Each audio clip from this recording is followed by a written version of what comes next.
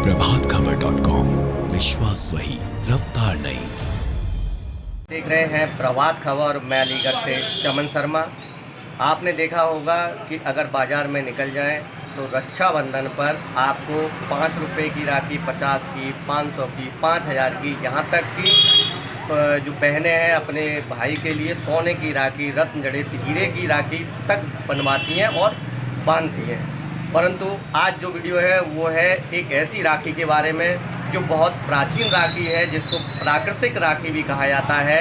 तो आखिर वह कौन सी राखी है, इसी के बारे में हम जानकारी आज लेते हैं अलीगढ़ के प्रसिद्ध ज्योतिषाचार्य पंडित हृदय रंजन शर्मा जी से कि आखिर वो राखी कौन सी है और उसको कैसे बनाया जाता है और उससे क्या लाभ होते हैं।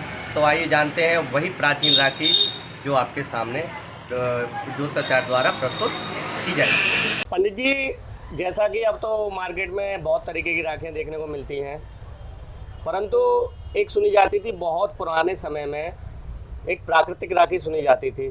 तो आज दर्शकों को उसी के बारे में बताइए कि वो कौन सी राखी होती है और क्या नाम है उसका, कैसे बनती है और उसके क्या क्या लाभ हैं। सबसे पहली बात तो मैं आपको बता दूं, जो राखी प्राकृतिक तरीके से बनाई जाती थी महाभारत काल में और देवी देवताओं के ज़माने में उस राखी का प्रचलन चलता था। आज के ज़माने में उस राखी का प्रचलन धीरे धीरे खत्म होता चला जा रहा है। उस राखी को वैदिक रक्षा सूत्र या वैदिक राखी के नाम से जाना जाता है। उस राखी में 5 वस्तुओं का मेल होता है।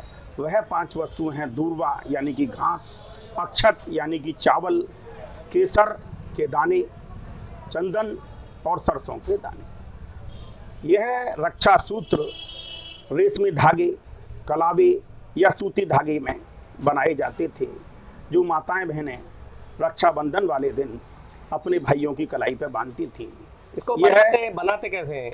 यह रक्षा सूत्र प्राकृतिक चीज़ों से बनते थे जो हमारे घरों में आम तरीके से मिलते थे। पहले यह चमक दमक की ज़िंदगी नहीं थी, जिसमें कि सोने चांदी हीरे जवाहरात जड़ी हुई या फैंसी राखियाँ आजकल आपने देखी होंगी जो चाइना से आ रही हैं या फैंसी तरीके से बनाई जा रही हैं, जिनमें गुड्डे गुड़ियाएँ बनी हुई आती हैं, खेल खिलौने बने हुए आती हैं।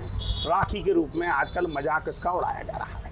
तो पंडित जी, जैसा कि ये आपने जो 4-5 चीज़ें बताई वैदिक राखी के लिए, तो इसको किस में रखना चाहिए, कैसे बनानी चाहिए? सबसे पहली बात बता दूं, यह राखी सूती कपड़े में बनाई जाती थी। रंग बिरंगे सूती कपड़े लिए जाते थे, जिनमें केसरिया, गुलाबी, लाल या हरे रंग को प्राथमिकता दी जाती थी। माताएं बहनें यह सारी चीज़ें उसमें डालती थीं, उसे कलावे से बांध के और सुई धागे से उसे बांध के बनाई जाती थी। वह जब हाथ पे बांधती थी तो वह राखी के अंदर सुगंध आती थी प्राकृतिक चीज़ों की। वह राखी कई दिन चलती थी, आज की तरह से नहीं थी जो सुबह बांधी आपने और दोपहर तक टूट गई या उतार के फेंक दी। उस राखी को भाई नहीं उतारती थी जब तक कि वह अपने रूप में ना टूट जाए। उससे क्या क्या उस समय मान्यता थी कि इससे ये फायदे हैं? वास्तविकता देखी जाए तो वह एक ऐसी मान्यता थी, आपने सुना होगा महाभारत काल में कुंती ने वैदिक राखी अभिमन्यु के हाथ में बांधी थी और बताते हैं कि जब तक वह राखी उसके हाथ में थी वह नहीं मारा गया। जब वह धागा टूट गया तब वह मारा गया। यह शास्त्रों में मैंने पढ़ा है। तो इतनी शक्ति थी उस राखी में, इतनी शक्ति थी। दूसरा उदाहरण मैं आपको बनाऊं, भगवान कृष्ण के द्रौपदी ने अपनी चीर की राखी स्वरूप बांधी थी, जिसमें उन्होंने उसे ये वरदान दिया था कि मौका पड़ने पे मैं इसका रक्षा सूत्र आपको निभाऊंगा। तो आपने देखा होगा जब द्रौपदी का चीरहरण हो रहा था तो उसने, जब सारी चीज़ें खत्म हो गई, किसी ने उसकी सहायता नहीं करी, तब भगवान कृष्ण को उसने याद किया और भगवान कृष्ण ने उसकी सहायता करी। तो रक्षा सूत्र में काफ़ी ताकत होती है। आज भी कई माताएं बहनें इस प्रचलन को निभाती चली आ रही हैं। हुमायूं और महाभारत काल के बाद में भी यह रक्षा सूत्र बनते थे। आज के ज़माने में ये सारी चीज़ें स्कूल कॉलेजों तक संबंध रह गई हैं कि केवल स्कूलों में प्रतियोगिताएं होती हैं, बच्चों से फैंसी राखियां बनवाई जाती हैं।